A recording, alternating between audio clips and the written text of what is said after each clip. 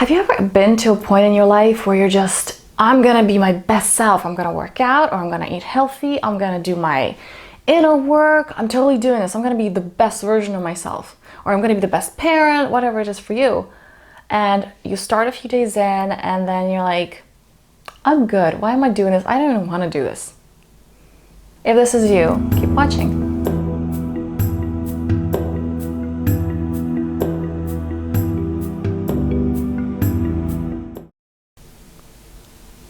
The session was actually inspired by a coaching session I recently had. It was a man who wanted to do his inner work, who wanted to improve himself because he saw patterns in his life that he didn't want to follow. He saw himself having some ways, the same qualities that his father had that were very not where he wanted to go. It was very controlling and aggressive, and he saw himself that way, and he said, I don't want to be that, I want to improve.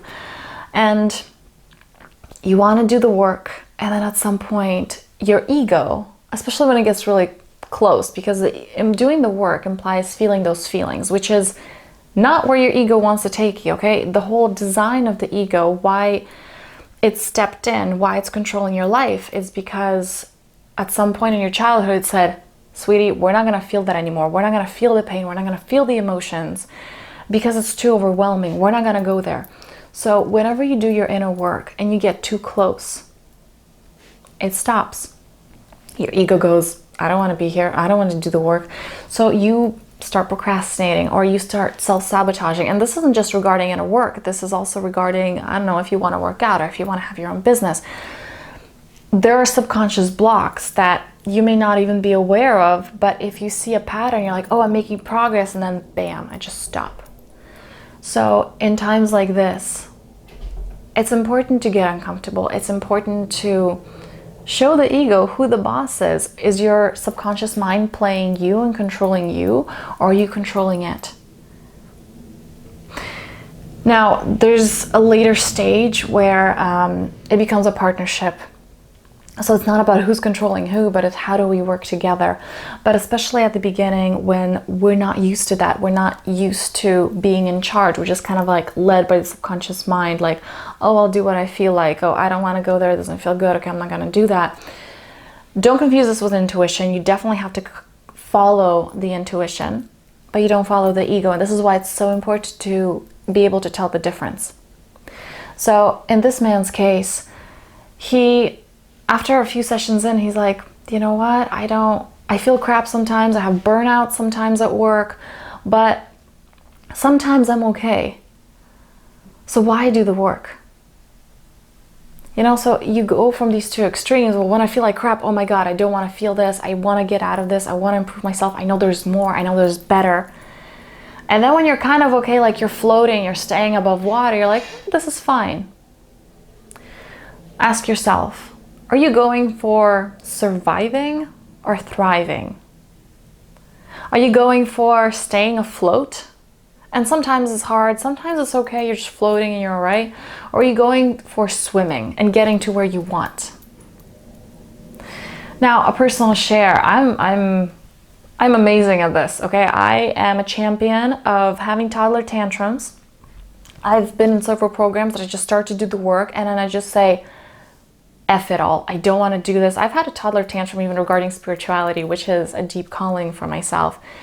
I just said, I'm not meditating. I don't see the point of this. What the hell is the outcome? And that's when you know that the ego got you, when there's a, well, what's the final point? What's the end goal?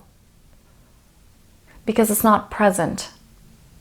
And especially things like your inner work or something deep, even being a good parent or being the best son or daughter, okay? What is the end point? And the ego gets you to, is it really worth it? Is that really what you want? And you only understand the worth when you're at your lowest. When you feel like complete crap.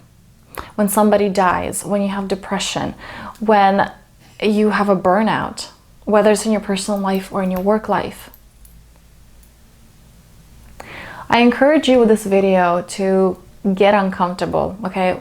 Don't have your ego run the show, okay? When your ego goes, I'm too lazy to work out. No, we're doing it anyway, because if you set it from a place of, this is good for me, this is definitely what I want, when that comes, and this is how you tell the difference, okay?